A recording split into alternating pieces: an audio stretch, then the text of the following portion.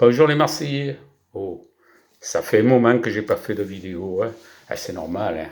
J'étais en congé. Oui, j'ai pris 2 mois de congé à Aix-en-Provence aux frais de la princesse, à la clinique Action. Ah, je ne sais pas si j'ai le droit de la citer, mais ça m'a échappé. Alors, on m'avait dit qu'à Marseille, dans les maisons closes, les filles font des passes sanitaires. Ouais, ouais, des passes sanitaires. Alors j'ai voulu y aller, mais les maisons closes, elles étaient fermées à cause du Covid. Mais tu le crois, toi? Les maisons closes qui sont closes? Bon, alors je vais vous raconter ce qui m'est arrivé. Alors j'étais tranquillou chez moi, en pleine pandémie, là, et je faisais très attention, hein. Alors, je me lavais les mains, les pieds, tout et tout, hein. J'ai trouvé les volets, là, comme ça, comme un espion, pour voir si le virus n'était pas dans les parages, là. Et puis d'un coup, j'entends sonner. Je descends, j'ouvre la porte et là, oh putain, je me suis fait aganter. C'était la Covid. Alors au début, on disait le Covid. Et dans ce pays, quand une chose est grave, je ne sais pas si vous l'avez remarqué, mais tout de suite, c'est féminin, hein. La preuve, on dit la pandémie, la peste, la gale, la syphilis, la cagagne, etc. Bon, j'arrête, je vais me faire des copines là.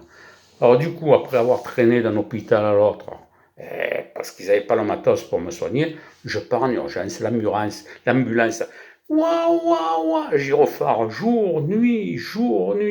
Arrivé à la clinique Action, prise en charge, l'ambulancier, Covid-18 et demi, tension 2, taux d'oxygène dans le sang 75, le médecin, Nicolas Hulot, mettez-le sous oxyflow.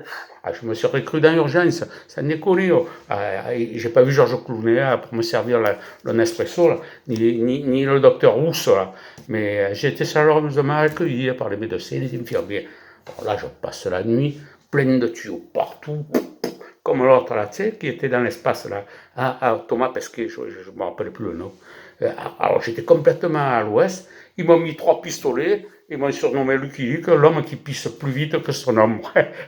Bon, le lendemain, quand je me suis réveillé, oh putain, je croyais que j'étais au paradis. Je vois des petites fées plus belles les unes que les autres là, et qui s'activent légères comme des papillons. Et là, je me pince. Ah non, mais tu es encore vivant. Du coup, je me suis dit, mais t'es pas bien là, tu vas prolonger jusqu'à ce qu'on te foute dehors. Et j'ai pris mon quartier pour 2 mois, avec 15 jours en réa, 1 mois et demi en soins intensifs. Et voilà. Alors des fois, les médecins, ils me disaient, vous progressez lentement, vous, hein. Je cachais bien mon jeu. J'étais pas bien là. Elle me chouchoutait, elle me gâtait. Elles étaient aux petits soins pour moi. Elle me mettait la musique de Rocky, une là. Et puis elle dansait pour me rebooster en même temps. Et où tu le vois, toi, ça? Alors par contre, il y en a une le matin. Ça devait pas être une infirmière, ça là. Elle venait en catimini, avec petit pas comme ça là, avant le lever du jour. Elle me prenait un bol de sang.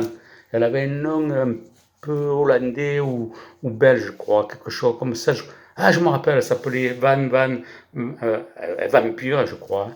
Alors, et puis après, il y avait l'autre, le grand fada, l'autre, le kiné. Alors celui-là, je le retiens. Alors, son prénom, il commence si et finit par il, mais je ne vous le dirai pas, hein. Je ne le nommerai pas. Ah, c'était un fada, celui-là. Il était jaloux de mon succès. Il voyait que les infirmières venaient me voir. Michel par-ci, Michel par-là. Et qu'est-ce qu'il m'a pas fait, celui-là? Oh, je te le donne, Émile, il m'a torturé. Ah ouais, il m'a coupé l'oxygène. Il m'a promené dans le couloir en me tirant par l'oxygène, là, comme ça, par le masque, tu sais. Enfin, il m'a fait l'oreille. J'en pouvais plus de celui-là. Ah, voilà. Alors, j'ai voulu faire cette petite vidéo pour vous remercier, vous, tout le personnel de la clinique Action, en partant de l'accueil, les médecins, les infirmiers, la personne qui gère les repas, qui m'a bien fait rire en me proposant régulièrement à mon voisin de chambre à marre du jambon puré. Et en plus, je ne le faisais pas exprès.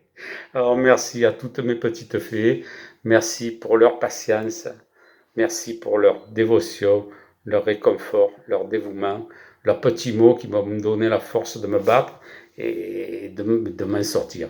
Je ne vous nommerai pas parce que j'aurais trop peur d'en oublier. Sachez que je vous porte là, dans mon cœur, à côté de l'OM. Le seul regret que j'aurai, c'est de n'avoir jamais vu vos visages. Satan et masque quand même. Merci à toi, grand fada de Cyril, mon kiné qui m'a bougé, secoué. remis sur pied. Tes soins, ta bonne humeur et ta coolitude m'ont permis de franchir des obstacles que je pensais insurmontables. Quant à vous, mes amis, et les autres qui avaient vu cette vidéo, prenez soin de vous pour aussi protéger nos soignants. Croyez-moi, la Covid existe, je l'ai rencontrée.